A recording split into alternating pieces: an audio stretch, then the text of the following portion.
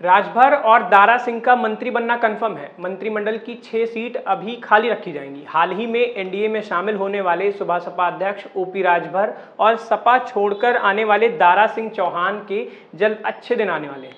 दरअसल दिल्ली में जब एनडीए के घटक दलों की बैठक हुई तो उसमें सुबह सपा भी शामिल हुई।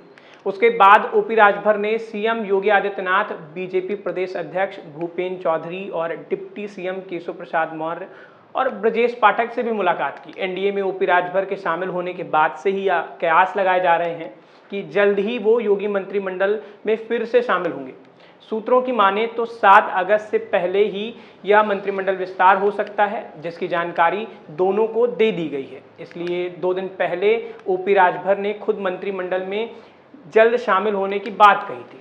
यह मंत्रिमंडल विस्तार बहुत ही छोटा होगा। ऐसा नहीं है कि इस मंत्रिमंडल विस्तार में केवल ओपी राजभर की ही लॉटरी लगने वाली है, बल्कि सपा के साथ साथ अपनी विधायकी से इस्तीफा देकर दोबारा बीजेपी में शामिल होने वाले पूर्व मंत्री दारा सिंह चौहान को भी मंत्री पद की शपथ दिलाई जाएगी। हालांकि चर्चा इस बात की भी है कि यह मंत्रिमंडल विस्तार बहुत ही छोटा होगा। इसमें केवल एक सहयोगी दल और बीजेपी में शामिल होने वाले दारा सिंह चौहान को मंत्रिमंडल में शामिल किया जाएगा। इसके अलावा किसी अन्य दल या फिर बीजेपी की ओर से किसी को भी इस विस्तार में मंत्री पद मिलने की संभावना बेहद कम है।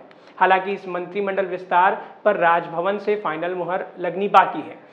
बीजेपी रिटर्न गिफ्ट में मंत्री पद देने जा रही है। माना जा रहा है कि 2024 के लोकसभा चुनाव से पहले बीजेपी वर्तमान मंत्रिमंडल में कोई भी बड़ा बदलाव नहीं करना चाहती, क्योंकि ओपी राजभर कुछ शर्तों के साथ एनडीए में दोबारा शामिल हुए हैं।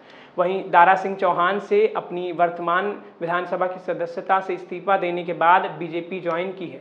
ऐसे में इन दोनों को ही बीजेपी रिटर्न गिफ्ट में मंत्री पद देने जा रही है। ऐसी खबरों के लिए सब्सक्राइब करें द न्यूज़ प्लग।